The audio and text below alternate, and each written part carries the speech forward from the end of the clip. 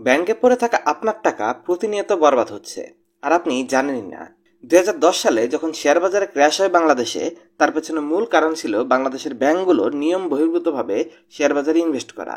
মানে সাধারণ পাবলিক যে টাকা তাদের ব্যাংক অ্যাকাউন্টে সেভিং এ রেখেছিল, সেই টাকা ব্যাংক শেয়ার বাজারে বিনিয়োগ করে একটা বিশাল উত্থান তৈরি করে। পরবর্তীতে যখন গভর্নমেন্ট থেকে এই অস্বাভাবিক বিনিয়োগের উপর নিয়ন্ত্রণের চেষ্টা করা হয়, তখন মার্কেটে ধস দেখা দেয়। 2020 সালে করোনা মহামারীর কারণে ধস, কিংবা 2024 সালে 5 আগস্ট সরকার পরিবর্তনের পর বাংলাদেশ থেকে পাচার হয়ে যাওয়া টাকার বেশিরভাগই পাচার হয়ে গেছে ব্যাংক থেকে। আমরা সিভিল আর মিডল ক্লাস মানুষেরা হাজারো ত্যাগ স্বীকার করে পরিশ্রম করে ব্যাংকে টাকা জমাই, আর সেই টাকা কখনো মার্কেট স্ক্যামে ব্যবহার করা হয়, কখনো বা বিভিন্ন গ্রুপ সে টাকা বিদেশে পাচার করে দেয়। আমাদের কষ্ট করে টাকা কামিয়ে সেটাকে ব্যাংকে রাখি এটা ভেবে যে এটা আমাদের টাকাকে সুরক্ষিত রাখবে, কিন্তু যেই মুহূর্তে আপনি আপনার টাকা ব্যাংকে ডিপোজিট করছেন, ওই টাকা আপনার নয় বরঞ্চ ব্যাংকের হয়ে গেছে। এরপর ওই টাকা ব্যাংক চাইলে কোনো বড় বিল্ডারকে লোন দিক, কিংবা কোনো বড় ব্যক্তিকে কিংবা ব্যাংকের মালিকের মাধ্যমে বিদেশে পাচার করুক, অথবা লোনের মাধ্যমে ফুসকার দোকানে 200 কোটি টাকা লোন দিক, এর উপর আপনার কোনো নিয়ন্ত্রণ নেই।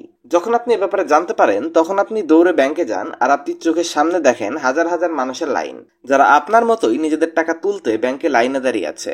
ব্যাংক স্ক্যাম হোক আর স্টক মার্কেট স্ক্যাম হোক, কোভিড হোক বা যে কোনো সিচুয়েশন, সবসময় বিপদে পড়ে এই মিডল ক্লাস, যারা ব্যাংকে তাদের মাসিহা মনে করে।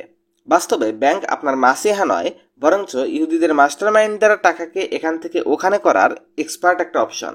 আপনি নিজেই দেখবেন, আপনি যখন ব্যাংকে কোনো বড় লোনের জন্য অ্যাপ্লাই করতে যাবেন, যেমন হোম লোন কিংবা এডুকেশন লোন, তখন ব্যাংক আপনাকে খুশি খুশি ভেতরে ডাকে। কেননা এই ধরনের লোনে ব্যাংকের কাছে একটা সিকিউরিটি থাকে এবং 22 থেকে 23% ইন্টারেস্ট ব্যাংক ফ্রিতে পাচ্ছে। এজন্য ব্যাংক চায় আপনি কনজিউমার লোন নেন, এবং তারা এই ধরনের লোনের জন্য কখনো আপনাকে না করে না। কিন্তু যখন আপনি বিজনেসের জন্য লোন নিতে চান, তখন আপনার সাথে এমনভাবে ট্রিট করা হয় যেন আপনি কোনো অপরাধ করেছেন।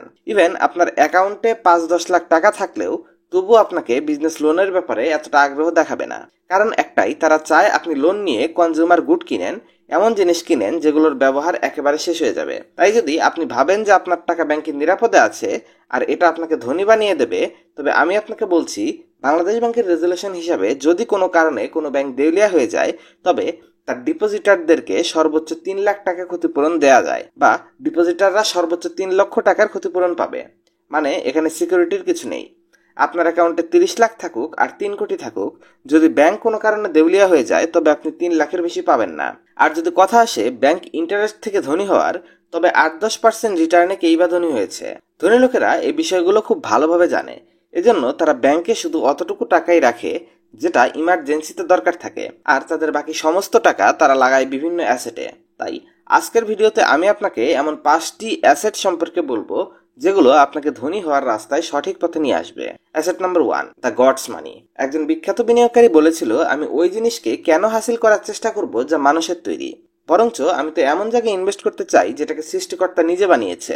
আর এমন জিনিস হলো গোল্ড এবং সিলভার, যাকে গডস মানি মানে সৃষ্টিকর্তার দেয়া টাকা বলা হয়। যে ব্যক্তি এই কনসেপ্টটা আমাদের সামনে এনেছেন তিনি হলেন রবার্ট কিওসাকি।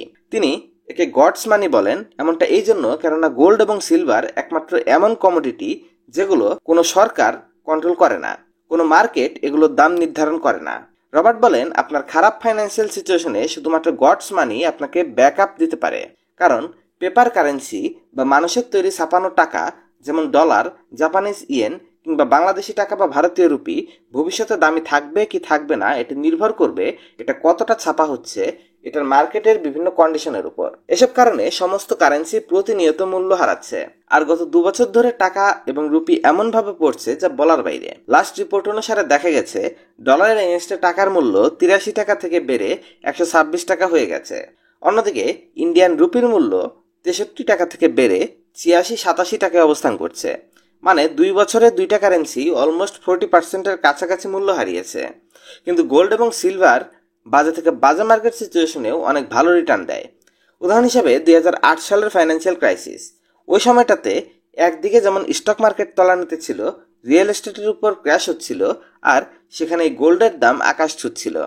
মানে একদিকে যেখানে সমস্ত ইনভেস্টমেন্ট লস দিচ্ছিল, সেখানে গোল্ড একটা সেফ হেভেন হিসেবে ছিল। শুধু তাই নয়, যেমন ভাবে ব্যাংকে রাখা টাকা আপনার হওয়ার পরও আপনার নয়, আর যে স্পিডে ইনফ্লেশন বাড়ছে, এই স্পিডের উল্টো দিকে গোল্ডই একমাত্র অ্যাসেট যা আপনার ঘরের আলমারিতে পড়ে থেকেও মার্কেটের ইনফ্লেশনকে বিট করতে পারে।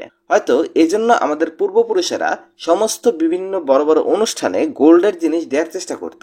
একটা জরিপ বলে এই ভারতীয় উপমহাদেশে মাসে অলমোস্ট 184 টন গোল্ড বিভিন্ন বিয়ের প্রোগ্রামের জন্য এখনো কেনা হচ্ছে।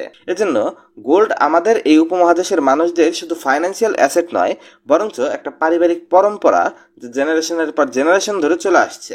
গোল্ডের ব্যবহার কোনো শো অফ নয়, এটা সঠিক ইনভেস্টমেন্ট মাইন্ডসেটের বহিঃপ্রকাশ। আজ থেকে 100 বছর পূর্বেও এটা মূল্যবান ছিল, আজকেও আছে, আর ভবিষ্যতের সম্ভাবনা আছে থাকার অনেক বেশি।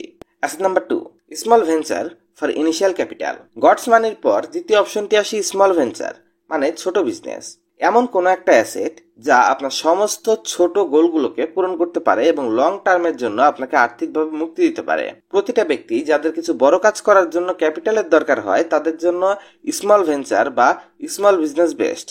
দুনিয়াতে সবচেয়ে ফেমাস এবং রিচ ইনভেস্টর মিস্টার বাফেট তার কেরিয়ার শুরু করেছিল স্মল ভেঞ্চার মানে ছোট বিজনেসের মাধ্যমে। কেননা তিনি জানতেন ইনভেস্টমেন্টের জার্নিতে চলতে হলে সেখানে অনেক টাকা প্রয়োজন। এজন্য 6 বছর বয়সে বাফেট তার প্রথম ভেঞ্চার শুরু করে। 6 বছর বয়সে বাফেট দোকানের সামনে দাঁড়িয়ে লক্ষ্য করতেন কোন কোল্ড ড্রিঙ্কসটা বেশি চলে। ফাইনালি তিনি বুঝতে পারলেন কোকাকোলার খাপ সবচেয়ে বেশি দেখা যাচ্ছে, তাই কোকাকোলাই সবচেয়ে বেশি চলে। উনি আইডিয়া খুঁজে পান এবং 25 সেন্ট দিয়ে 6টা কোকাকোলা কিনে এর সাথে চুইংগাম অ্যাড করে প্রতি বোতল 5 সেন্ট করে বিক্রি করে। তিনি এভাবেই শুরু করেন এবং প্রতিবেশীদের বাড়িতে গিয়ে গিয়ে চুইংগাম এবং কোকাকোলা বিক্রি করতে শুরু করে। এখান থেকে তার উদ্যোক্তা জীবনে শুরু হয়। আর 11 বছর বয়সে সে তার জীবনের প্রথম ইনভেস্টমেন্ট করে। সে নিউজ পেপার ডেলিভারির বিজনেস শুরু করে, যেখানে তার টার্গেট ছিল 500 নিউজ পেপার প্রতিদিন সেল করা। শুরুতে তো এটা তার জন্য চ্যালেঞ্জিং ছিল, কিন্তু ধীরে ধীরে এই টার্গেটও সে ফিল আপ করে ফেলে, যার থেকে সে মাসে $175 কামাতে শুরু করে, যা একটা মিডল ক্লাস স্কুলে পড়া বাচ্চার জন্য এত আগের দিনে অনেক বেশি টাকা ছিল। এরপর তার টাকা কামানোর অভ্যাস এবং উচ্চাসা তাকে এমন বানিয়ে দেয় যে সমস্ত জায়গায় সে বিজনেসই দেখতে পেত। 16 বছর বয়সে সে একদিন নাপিতের দোকানে চুল কাটাতে যায়। ওই এলাকায় একটা দোকান ছিল যেখানে খুব ভালোভাবে চুলের কাটিং করতো, এজন্য ওই দোকানে প্রচুর ভিড় লেগে থাকতো। কিছু লোক চুল কাটাতে না পেরে নিরাশ হয়ে চলে যেত। বাফেটের একটা আইডিয়া মাথায় খেললো, তা হলো পিনবল মেশিনের। তিনি দোকানে পিনবল মেশিন লাগিয়ে দিলেন এবং দোকানদারের সাথে কথা বলে ডিল করে নিলেন। ফলে ওই নাপিতের দোকানে এখন লোকজন এন্টারটেনমেন্টের সোর্স খুঁজে পেয়েছে, আর এতে নাপিতের ব্যবসাও বাড়ছিল। সাথে সাথে ওয়ারেনের ব্যবসা চলছিল। ধীরে ধীরে তিনি আরো অনেকগুলো দোকান এই একই বিজনেস কপি করতে থাকেন। বাফেটের এই ভেঞ্চার স্টোরি বলে, কেরিয়ারের শুরুতে যদি আপনি ট্রু ওয়েলথ, হার্ডওয়ার্ক এবং স্মার্ট ওয়ার্ক শিখতে চান, তবে চাকরি করে ব্যাংকের টাকা ঢোকানোর চেয়ে বেটার ছোট কোনো বিজনেস শুরু করুন। তিনি 16 বছর বয়সে $1000 ইনকামের বিজনেস তৈরি করে ফেলেন। লো ক্যাপিটাল ভেঞ্চার আপনার মাইন্ডসেটকে ডেভেলপ করবে, আর পরবর্তী জীবনে এই ভেঞ্চার আপনার আর্থিক সফলতা ও ফাইন্যান্সিয়াল সাপোর্টের কারণ হয়ে দাঁড়াবে। Asset number 3, the investment. ছোটখাটো ব্যবসা থেকে টাকা একত্রিত করার পর সময় আসে ওই টাকাকে কাজে লাগিয়ে একটা প্যাসিভ ইনকাম সোর্স তৈরি করার, আর যা দিতে পারে ইনভেস্টমেন্ট। আজকের দিনে ইনভেস্টমেন্টের অনেক সোর্স আছে, যেমন স্টক, ইটিএফ, মিউচুয়াল ফান্ড বা index fund, money market, gold market, bond কিংবা ফরেক্স মার্কেট। তবে ইনভেস্টমেন্টের জন্য প্রয়োজন এমন অপশন খোঁজা যেটা আপনার ভালোভাবে জানা রয়েছে এবং যেখানে আপনি কম্পাউন্ডেড রিটার্ন পেতে পারেন। আপনাকে খুঁজে বের করতে হবে এগুলোর মধ্যে কোন অপশনটা আপনার সাথে সুইটেবল। প্রত্যেকটা নিয়ে কাজ করে সবচেয়ে ভালো যেটা পারফর্ম করছে সেটাতে এগোতে হবে। 11 বছর বয়সে বাফেট এই টেকনিক ফিগার আউট করতে পেরেছিলেন। সর্বপ্রথম তিনি সিটি সার্ভিসের একটা কোম্পানিতে ইনভেস্ট করে। শুরুর দিকে কোনো প্রফিট না দেখলেও একটা পর্যায়ে স্টকের দাম বাড়তে থাকে। এ সময় তিনি বুঝতে পারেন পাওয়ার অফ কম্পাউন্ডিং সম্পর্কে। এজন্য বাফেট বলেন, My wealth has come from combination of living in America, some unlucky gene and compound interest. আমাদের কাছে হাজার হাজার ইনভেস্টমেন্ট অপশন আছে, কিন্তু যেহেতু বেশিরভাগ লোক তাদের টাকা ব্যাংক এবং এফডিতে লাগায়, তাই তারা এই অপশনগুলো দেখতে পায় না। আসলে প্রশ্ন হলো তারা কেন এই টাকাটা ব্যাংকে থয়। আসলে তারা দেখে সবাই ব্যাংকে থুচ্ছে, তাই তারা ব্যাংকে থয়। আসুন একটা উদাহরণের মাধ্যমে বোঝার চেষ্টা করি। জন তার দাদার কাছ থেকে ওয়ারিশ সূত্রে 10 লাখ টাকা পেয়েছে। এখন তার দাদা তাকে পরামর্শ দেয় এই টাকা সে এফডিতে ইনভেস্ট করে দিক। 15-20 বছর পর এখান থেকে অনেক ভালো রিটার্ন আসবে। অন্যদিকে জনের কাজিন ছিল, সেও একটা আইটি কোম্পানিতে জব করত, যেখানে সে ভালো বেতন পেত। তার স্টক মার্কেটের ব্যাপারে ইন্টারেস্ট ছিল। সে বিশ্বাস করত যদি জীবনে ইনভেস্টমেন্ট সঠিকভাবে করতে পারি তাহলে লাইফ সেট হয়ে যাবে। জবের সাথে সাথে জনি স্টকে ইনভেস্টের ব্যাপারে রিসার্চ করছিল, আর যখন সেও দাদার কাছ থেকে 10 লাখ টাকা ওয়ারি সূত্রে পায়, সে পুরো টাকা স্টকে ইনভেস্ট করে দেয়। জন আর জনির আরো একজন ভাই ছিল, তাকেও দাদা ওয়ারি সূত্রে 10 লাখ টাকা দেয়। তার নাম ছিল জ্যাক। সে একটা ফাইন্যান্স কোম্পানিতে চাকরি করত। চাকরির প্রথম দিকে সে ফিউচার প্ল্যানিং শুরু করে এবং প্রতি মাসে বেতন থেকে 10,000 টাকা করে ইনভেস্ট করতে শুরু করে ইন্ডেক্স ফান্ডে, এবং এটা 10% হারে বাড়তে থাকে। 20 বছর পর আপনি দেখতে পারেন জন, জনি এবং জ্যাকের অবস্থা কার কি হয়েছে। জন যেখানে এফডিতে ইনভেস্ট করেছিল তার টাকা হয়েছে 36,31,000। জনের 10 লাখ টাকা 15% এককালীন ইনভেস্টমেন্ট 15% হারে বেড়ে পৌঁছে গেছে 2,31,00,000-এ। অন্যদিকে জ্যাকের ইনভেস্টমেন্টের পরিমাণ গিয়ে ঠেকেছে 2 কোটিতে। এখান থেকে 10% আর 15%-এর হিসাবে জনি এবং জ্যাক তো 2 কোটি বানিয়ে নিয়েছে, কিন্তু জন যে এফডিতে ইনভেস্ট করেছিল সে 20 বছরেও মাত্র 36 লাখই বানাতে পেরেছে। আপনি যদি ইনফ্লেশনের 6% যুক্ত করে দেন তবে তার 36 লাখের ভ্যালু আজকের দিনের হিসাবে 11 থেকে 12 লাখ টাকা আছে। মানে ঘুরে ফিরে তার টাকা ওখানেই আছে, বাড়েনি। এটাই পার্থক্য ইন্টারেস্ট এবং কম্পাউন্ড ইন্টারেস্টের মধ্যে। এফডিআর এর টাকা ইনফ্লেশন নামক ঘুণ পোকা এমনভাবে খেয়ে ফেলে যাতে তার হাতে কিছুই থাকে না। আর বাস্তবিক অর্থে কম্পাউন্ডিং দেখাচ্ছে স্টক এবং index fund investment. Asset number 4, intellectual property. Intellectual property এমন কিছু যা আপনি কোথাও থেকে অ্যাকোয়ার করতে পারবেন না। এটি একমাত্র অ্যাসেট যা একবার তৈরি হওয়ার পর লাইফ টাইম আপনাকে টাকা বানিয়ে দিতে পারে। এজন্য প্রয়োজন ক্রিয়েটিভ এবং ইনোভেটিভ বুদ্ধি। কিছুটা এমন করেছিল জর্জ লুকাস নামে এক ব্যক্তি। সে এমন একটা মুভি বানায় যেটা সময়ের থেকে বহু অ্যাডভান্স ছিল। লোকজন মুভিটা অনেক বেশি পছন্দ করে।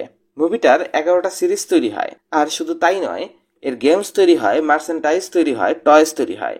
মানে মুভি আইডিয়া থেকে এত কিছু হয়েছিল।